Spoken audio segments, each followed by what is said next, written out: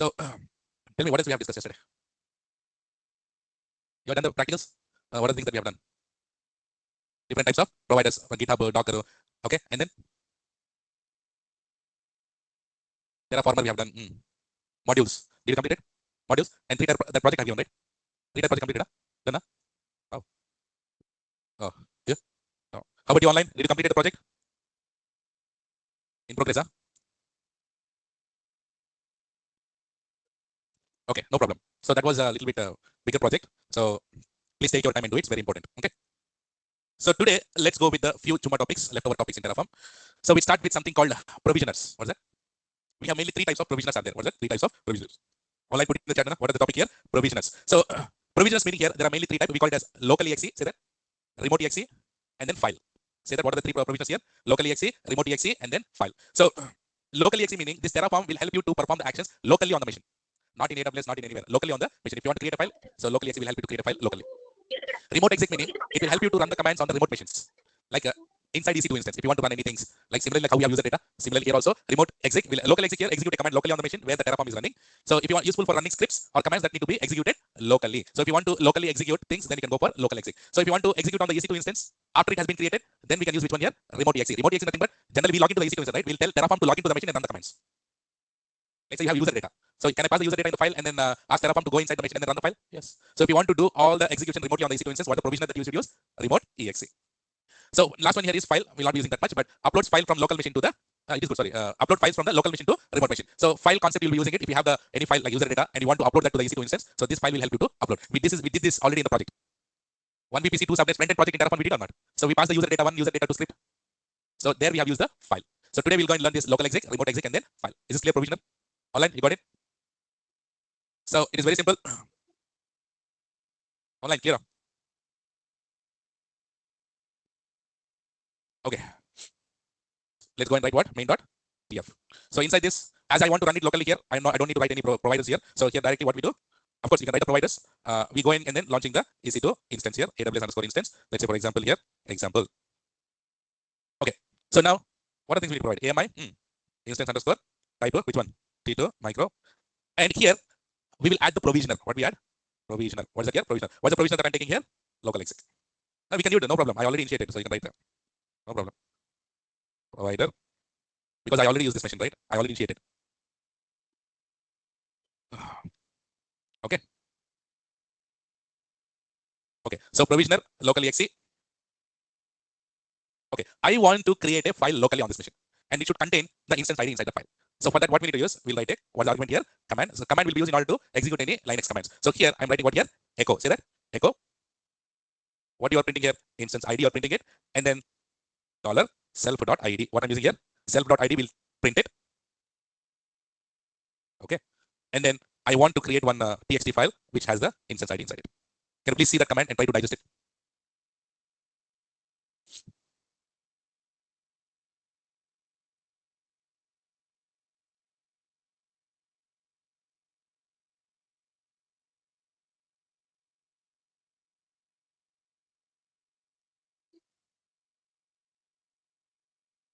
Understood? So what is doing? So I'm using a provisioner called here local-exec. That means it is trying to create one file. So here self.id meaning it will create whatever the EC2 instance that it is creating within the EC2, within this block we are calling that self.id. Okay. So let us see. Let us run what it does. First, what you need to Terraform? In it. Let's wait. Self.id meaning EC2 instance ID only. Dinesh.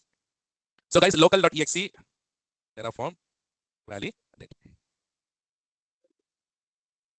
Okay. So if I do Terraform plan, what will print? It will print the instance ID and also it will create a txt file or not? Should I go and run and then try it out? See here. So if I do Terraform, which one? Apply, auto, approve.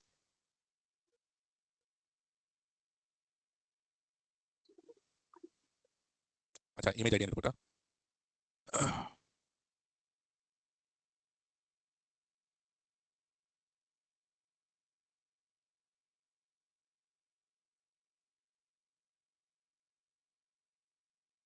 So it is launching the EC2 instance and also it is creating a file locally. So if you want to do anything locally, then you can use which provisioner? Local-exec file. And do you see this? If I do ls, so do you see this instance ID.txt file? So here, what does it contain? Cat instance.txt. What does it contain? It contains the instance ID.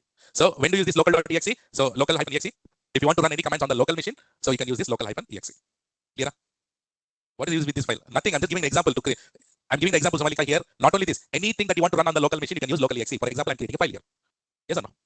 There is nothing to use it, but it's just an example that how to give local-exe here. So similarly, what we have here, remote-exe. So remote-exe will help you to log into the EC2 instances and then run the commands. Yes, Dinesh, it will give this instance ID. So okay, you want me to do that? So let me go ahead and then destroy it.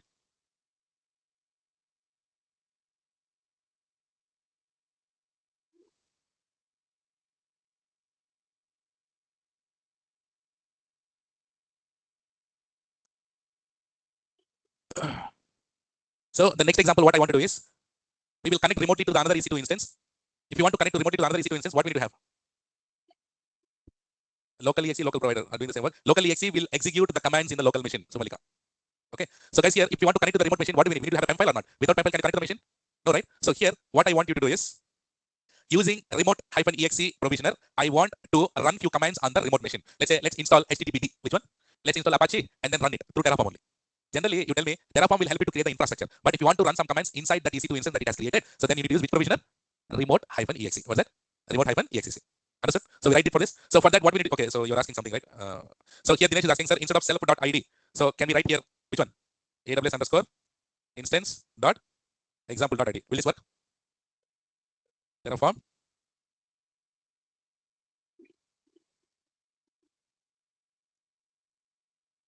So should we do it? Terraform, apply -- auto. Okay, before that, should I take out this, remove that instance, huh? That file? Okay. Now let's do this. Terraform. Let's see whether it displays the instance ID or not. What do you think? It will display or not? Huh?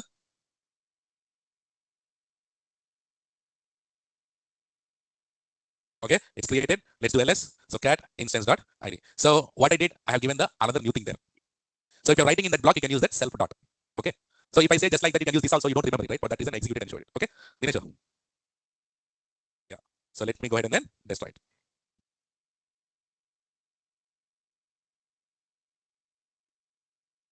So now let's take an example of which one? Remote-exe. So what I need is, let's go and create a resource block where it has AMI, instance type, key name, tag, everything. Provisioner, we use local-exe, right? That has whatever the commands that you did inside the provisioner local-exe, everything will run on the local machine. But if you use remote-exe, the commands will run on remote servers. Let us go and write that. For that, what? So Terraform need to log into the EC2 instance or not? Terraform need to log into the remote EC2 instance. For that, it needs to have an authentication. For that, what we do is, do you remember we have the ID underscore RSA key? SSH keys. Okay. So what we do is, do you remember SSH keygen we did? SSH keygen will create ID underscore RSA, private key and public key. So here, yeah. So we will create a public key here. Sorry, private key ID underscore RSA, and we'll put our PEM content there. Yeah, PEM file, no? Inside that PEM file is like a private key only, right? So whatever the data that we have there, we'll keep it in the ID underscore RSA. So this Terraform will take the help of this key and then log into the remote machine and run the commands. Should we do this now? So let me copy a provider block. So should I remove main.tf and write t1 main.tf? So block is fine. Okay, let's go in the create a resource. Tell me. Resource AWS underscore instance. What you got tied with Terraform? Little bit too much? Right? We are mostly done, right? These are the last topics we have, right? So, but can you tell me, did you like AWS or did you like the DevOps? Let me hear from Somalika. Nice answer, both. Okay. We like Riyas. Others, everyone, put in your opinions. DevOps is interesting or not? It's all about commands and code, right? Rendu kallu, sir. Correct. Yes. Sir, I join only DevOps, so DevOps is much interesting from other trainer. Okay, good. Good. Okay. Before I write this blog, we need to do one thing here. I told you we need to create one ID underscore RSA, right? So let's edit that. Do you remember where is that file? SSH, do you remember? Where? Do you see this here? .ssh is there already? Do we have any keys here? Do you have any keys here? No. Using SSH keygen, you can generate the keys here. ID underscore RSA or ID underscore RSA.pub. But I'm not generating. I'm creating my own key which has a PEM file inside it. So for that, what I need to do? I need to create a file called ID underscore RSA. ID underscore RSA. So let's go inside it and then copy paste our PEM file. Which one is that? 730.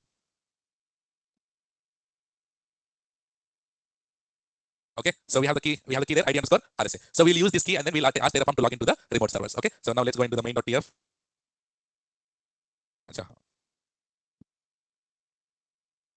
Is that? Question will vary stuff. So these guys are asking, sir, which one do you like, AWS or DevOps?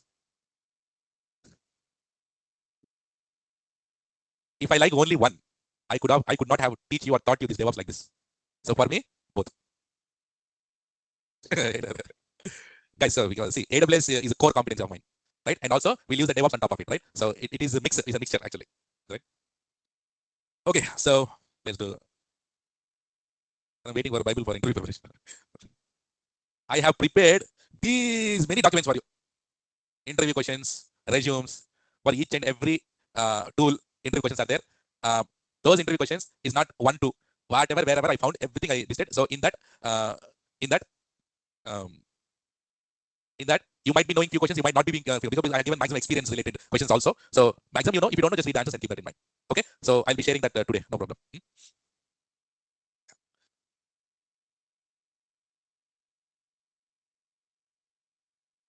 Always you will subject. Yeah. Okay, so let's go and write in the resource block. So what are things that we need here? AMI, remind me. Okay, I'll put AMI. Next, instance underscore type. What is the instance underscore type here? T2 micro. And then key underscore name. Which key name? 7:30 p.m. batch. I copied that only, right? So next, tags. Next, name is equal to which one? You can give something. I can give just EC2 instance. So after these tags, we need to write what here? Provisioner. What do we need to write? Previously, I wrote local.exe. Now I need to write what? Remote-exe. Okay. Inside this, we need to give an argument called inline. That meaning whatever that we are writing should be inside this, in the square brackets. Now let's start run your commands. Tell me, I want to install Apache. What do you need to do? First, what do you need to do? Sudo yum. First, I do yum update hyphen y. Next, what I do? Sudo yum install hyphen y. Which one? HTTPD. Next, we need to start the service now. Sudo systemctl start. You understand? Online. You understand? So in the remote.exec, so we are providing all those. So now after writing this, we need to write the connection, right? So here we have something called connection. In connection, which type it is using? Which protocol it is using? Protocol. To connect to the EC2 instance. Which SSH? What are you thinking? Not sure. SSH. Okay. Next, what is the user? EC2 hyphen user. And then what is the private underscore key? What's that? Private underscore key. Here I'm using what here? File. So where is your file? Inside your home directory in .ssh. Where? ID underscore rs. Understood? And then what's the host name? To which host name they need to log in? Self dot which one? Now understand why I wrote self here. Previously I wrote self there, but that reason I am using inside the self block. So everything I'm writing inside the resource block or not? Everything I'm writing in the resource block. So if you want to call that, you can call using self also, or you can call with the AWS underscore instance dot. You can call that ID also here. Let's see the code. You understood? So what we are doing here? I'm explaining. Providing no recess, AMI also I'll put it. Okay, AMI instance service fine key name. We have used this tag. And inside this, I've written what? Provisioner. What is that? Provisioner. What's the provisioner I'm using here? Remote hyphen exe. So in inline, whatever the commands that you want to run, Linux commands, put it inside it. And then we need to write what block here? Connection block. In connection block, what is the type it should use? SSH. What the user it should use? EC2 hyphen user. And then we need to provide the private key or not. And to which EC2 it needs to log in? Host is equal to self dot public underscore. Is this clear? Online is clear enough. So we have done a lot. So let's do what? So line 22 in the example. What did I miss? Expected a comma to mark the beginning of the next item. Acha, I understood. So for that, all these things, what I need to put here? It says comma.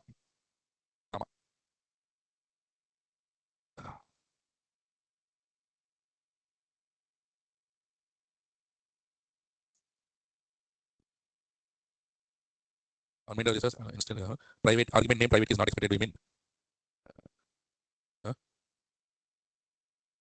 Spelling mistake.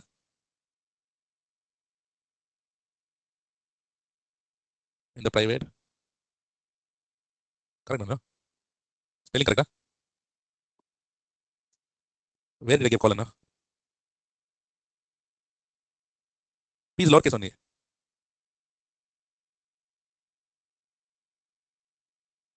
K is capital. Yeah. Yeah, this is correct. Thank you.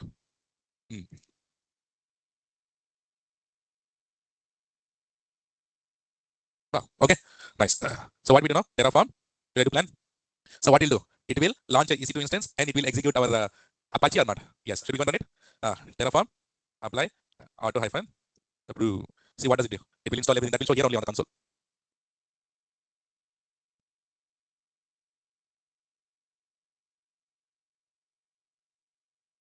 You see, remote-exec file, those are getting executed. See, now it's just connected. Using the key got connected, right? Now it will slowly install one by one everything, see, whatever you have given. But actually we should not do like this because you need to see now installing. We should be using Ansible to do that, right? So, but I'm just showing you there is also a possibility called remote-exec to run the commands on the machine using Terraform. Now done now. Now done. So here you have your Apache running over there. So we take EC2 instance. It is still initializing. You see, test page came. Yes or no? Apache. Online, is this clear? Remote-exec concept? Online, no? Very good. Should I go and destroy it? Let's go and destroy. So now let's go with another one called, what is another one? Tell me, what's another one? Yeah. So let it destroy. File provisioner. Which one is that? Next file. So file provisioner meaning, as it clearly says, we can provide the file. So here I went to the cd temp and then I created remote_script.sh. I created a sh file. What it has install Apache and it is creating one index.html. Okay. And then what I do? Same code. But here in provisioner, what I'm using here? File. What I'm using here? File. And then source is what? Our remote_script.sh. And destination where I'm putting here? /temp. Inside this I'm putting the destination and I'm connecting using this. And then once you went, so this provisioner will help you to put our local file to the remote machine. Guys, this file provisioner will help you to put our local file to the remote machine. So this file provisioner will have a capacity to run the script in the remote machine? No. So for that, what we need to have? Remote-exec. Again, we use one more provisioner, remote-exe, and then I'm giving the permissions to it, and then I'm running that script. So indirectly, I'm hosting a website, a small HTML website on this machine. You understand? I'll explain it again. See. So first one, local.exe is clear. Remote.exe is clear. Next one is what here? File.exe. So file provisioner. For this file provision meaning here, the file provision uploads file from local machine to the remote machine. So in local machine, assume that I have a file called remote-script.sh. What does it contain? It contains what? One Apache. It will be installing Apache. It is creating one index.html file. And then what we write? We go and write one main.tf, and then we are launching the EC2 instance, right? And then we need to copy our local file to the remote machine or not. So what is the provision for that we need to use? File. So source is this one, and then in destination in the file, I'm copying it to the /temp. So for copying to the remote location, we need to have the connection or not? Yes or no? Without connection, how does it copy? Yeah. So next, and then here, once it is copied, now you are execute. Now you need to execute that file or not. So how to do that? Using remote-exe. So provision remote-exe, you're changing the permission for the script and you're executing that remote script. And for that, you need to have the connection.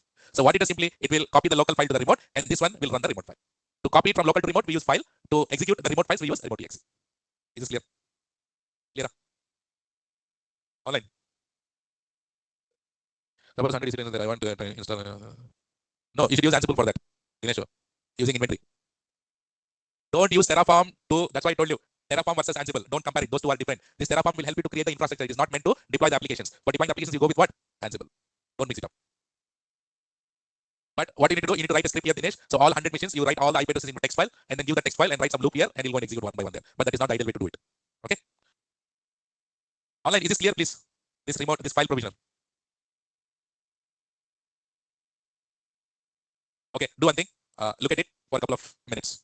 Look at it. Try to understand.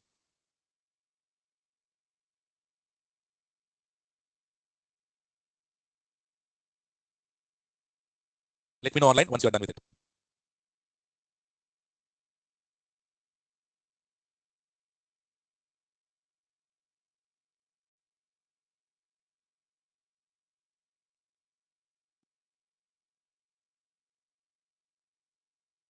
Exactly, Somalika.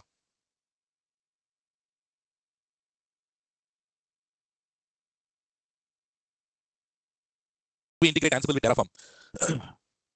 You can integrate Ansible with Terraform also. However, you want to integrate the tools, you can integrate it. Who is that? Kalyani. So for that, what you need to install? First, you need to install the Ansible on the install Terraform and Ansible on the same machine, and then create a Terraform script to provision the infrastructure like how we are doing it. And then Terraform will launch an EC2 instance, right? And that IP address, you need to put it in one file. How did I put instance ID? Similarly, you need to put instance IP address. So that the text file contains IP address or not. Now you write a Ansible playbook, keeping that text file as an inventory file, and then run your playbook. That's how you need to integrate, Kalyani. The code is clear. Can you give me CC on this online, please? Done. If you give CC, then only I'll move. Online. Clear. Now, please let me know if you want me to explain again. Okay? It's clear up? Okay. So let me know if you want to explain. So for that, what I need to do here, should I go and then create one script here? So let's copy this and then remote_script.sh. So let's create it here. Remote_script.sh. So assume that I have this file. I have the file here, this sh file. I want to run this script in my remote EC2 instance. So for that, what we need to do, we need to write a main.tf. Anyways, we have the connection established. ID_RC, we have the temp file, right? I know to do it again. So simply what I do, I'll remove that main.tf and then create a main.tf. Inside this, simply, let's can I copy paste it instead of writing? So You take this entire and then paste it out here. I'm explaining this again to you. See, first one is the resource block, AMI, instance type, key name. I need to change the key name, right? Key name to which one? 7:30 p.m. Oops. Batch. Okay, and then tags. What is the name of the instance? EC2 hyphen Apache. Now, inside this, I need to put my local file to the remote machine. So for that, what is the provisioner I'm using here? File provisioner. And then what is the source? Remote underscore script.sc. That's how I created. And now in the destination server, in which location it will put it? In /temp, it is copying it. So file provisioner will help you to copy the local file to the remote machine. So next, in order to copy this file, we need to have the connection or not. So I already explained connection type is SSH, user is this, file private key, I already have ID underscore RCF temp file in it, and host is self.public IP. So it will get connected, and this in this remote underscore script.sh will be copied to the remote server. And it is just a copy. Did it execute it? So does the file provisioner will help you to execute? No. For that, what is the provisioner I need to use here? Remote-exec. So remote-exec, and you need to write inline. Inside that, you are giving the read execute permission here. chmod +x read permission you are giving remote underscore script.sh, and you are running the file. Once you run the file, to run the file, what we need to have? We need to have a connection. Once you run the file, what will happen? Apache will be installed, and whatever is there in the script.sh, remote underscore script.sh, everything will be executed on the remote machine. Clear now? Super. Okay, so let's do Terraform validate. It is success there. Okay, so what do you do now? No need to sh sir before /tmp. No need. So what we do here? Terraform apply auto hyphen approve. See, it will run the two provisioners now. Local file provisioner and then see the output, guys.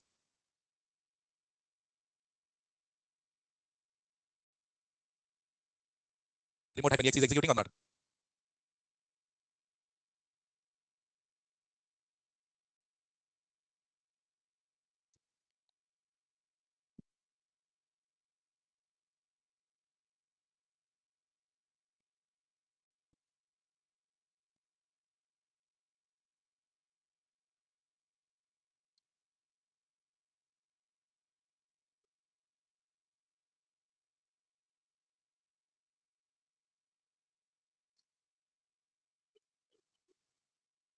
Yes.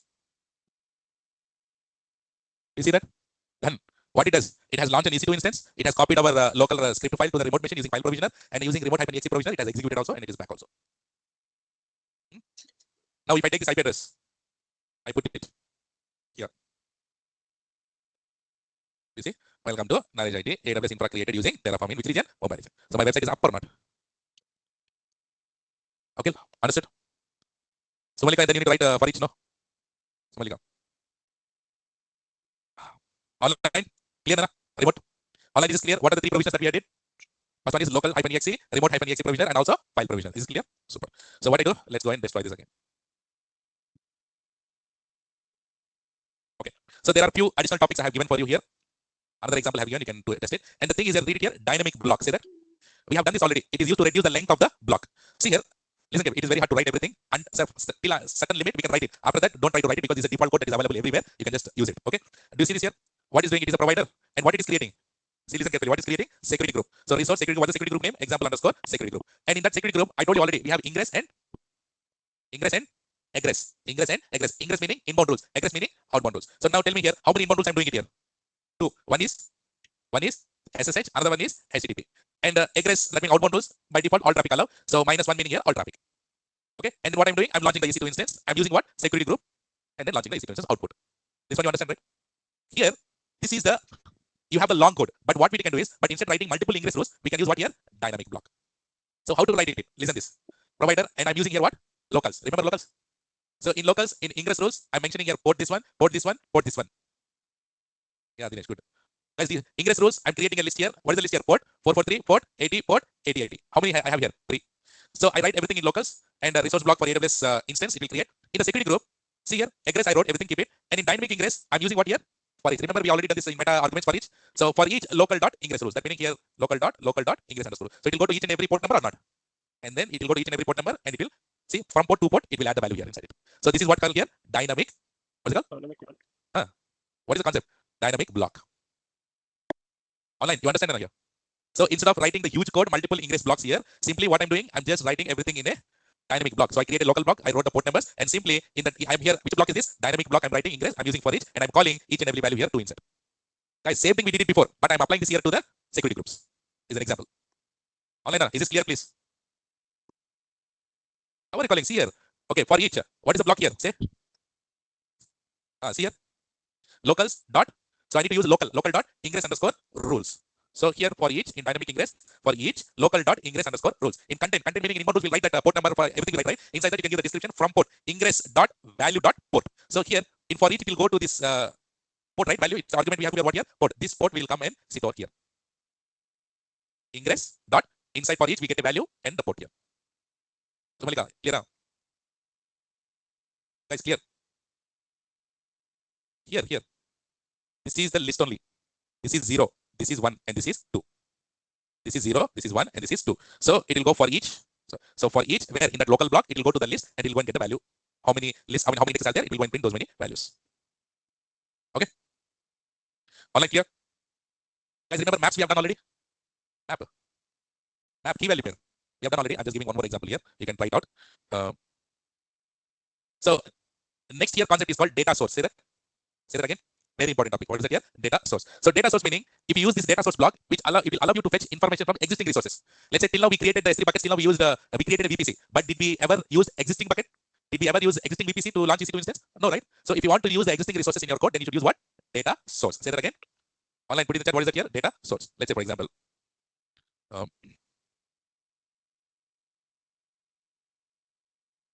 Okay, I'll write an example for you. See here. Did I destroy? Okay, destroy. So I'll show you one example for which one? Data source. Which one here? Data source. So for that, what we do is for this example, I want to get the existing VPC, default VPC. I want to get the bucket details. We already have a default VPC or not? So if you want to use the existing resources IDs, what is the block I need to write? Data. What's the block? Data block. Existing resources information. If you want to get it, use the data block. Let me write. For that, first of all, I need to create a bucket or not? Let's create a bucket. Data, test, data source, bucket. Okay, now. Create it. Okay. VPC ID is already there automatically. Let us go and write. So let's remove main.tf. Okay. vi main.tf. Let's go and write provider AWS region is equal to which one? AP South -1. Okay. So here I need to write what block now? Data block. What block? Data block. And I need to get my VPC or not. So for that, I'm writing here what block here? Data. And what's the resource type? AWS underscore which one? VPC. Which VPC? Default VPC. So here, argument I'm providing, which is here, default is equal to true. You understand the data block? Now tell me, I want to launch EC2 instance inside this. Tell me the resource. Resource. AWS underscore instance. Correct. Next here, let's say for example, what I write here? AMI. Next up, instance underscore type which one? T2. Micro. Next up, we need to give the subnet or not? Subnet underscore ID is equal to, how do I call subnet ID? It's not subnet ID, it's VPC. Okay. Very good. So now we need to call the data first. Data dot which one? AWS underscore VPC dot which one? Default dot ID. Understood? Okay. That is how you launch an EC2 instance here. Okay. Now I want to use the existing bucket. Again, I need to write a data block or not? Okay. What's the resource type here? So you need to get the block. No. Dinesh, data dot we need to use here. Okay. Now for this AWS underscore S3 underscore bucket. You can give, for example underscore bucket. You can give any name. Okay. Here bucket is equal to, what's our bucket name? You can give the bucket name. So I'm using the existing bucket name or not? So now can you give an output? Output, I want to print the bucket URL. Tell me, bucket ARN. Output, I want to print what? Bucket underscore ARN. So how do you print it? Value is equal to which one? Data dot AWS underscore S3 underscore bucket dot example underscore bucket dot ARN. Very good. Guys, you understood? Data block. Online, no? Online. Super. So let's do Terraform. I always forget that TM.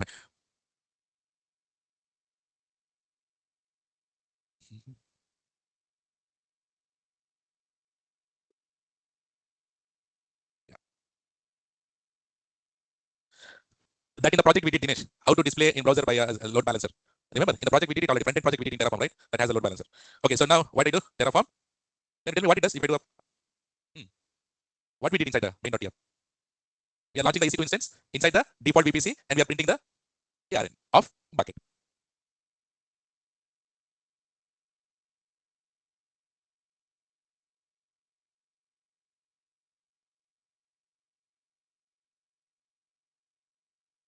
What it says? Okay, invalid subnet ID not found. So there is a mistake here. Find out.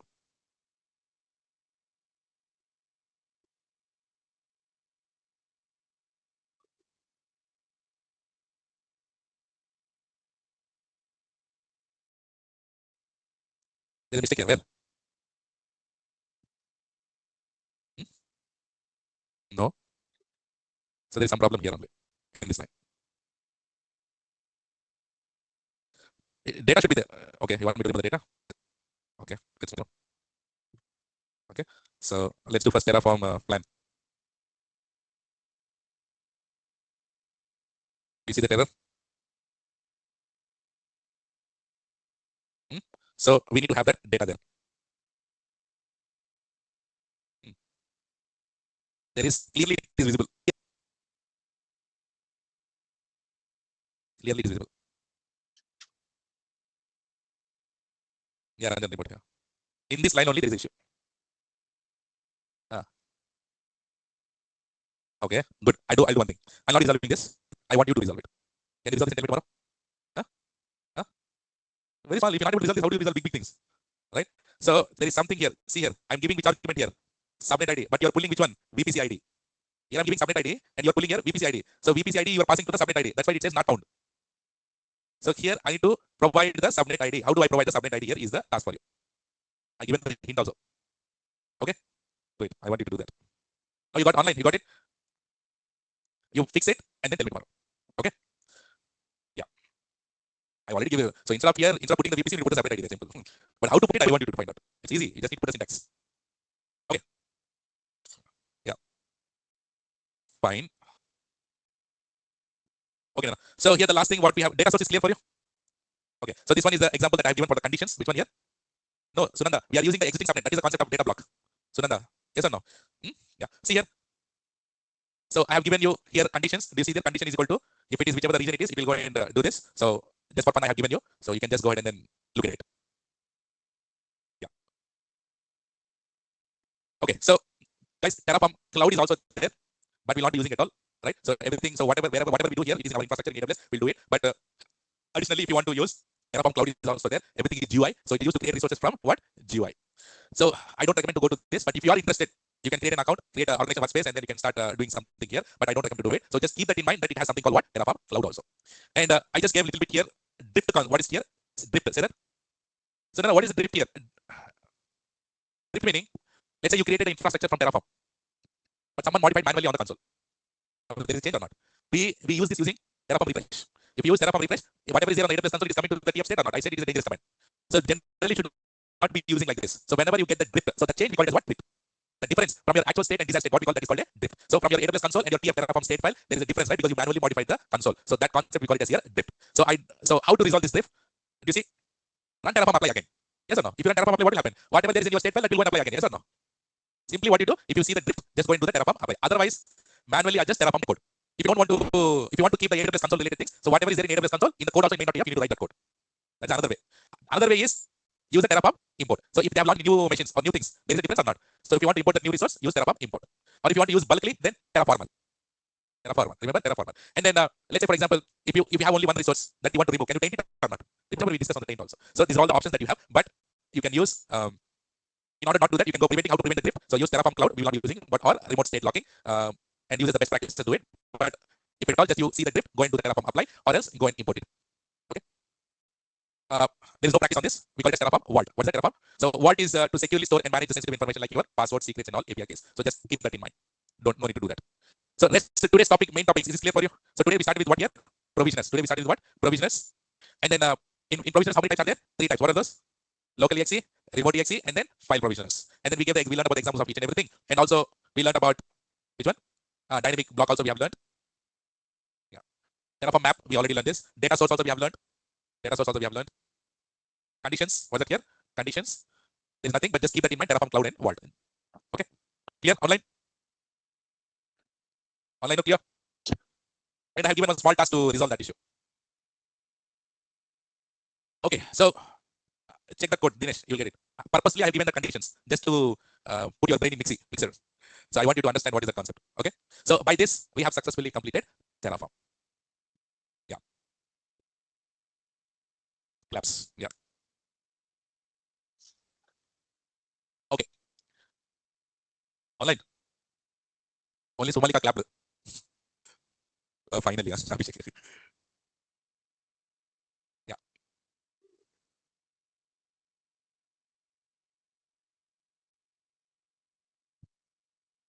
Okay, so from tomorrow onwards, you will be seeing what? Projects. The laptop we have done. So in real time, first we use Terraform in good principle, yeah. Because infrastructure is created by Terraform, right? So your previous, 530 batch, I need to start meta arguments for them. What I need to start? Meta arguments. So from meta arguments, how many days we took?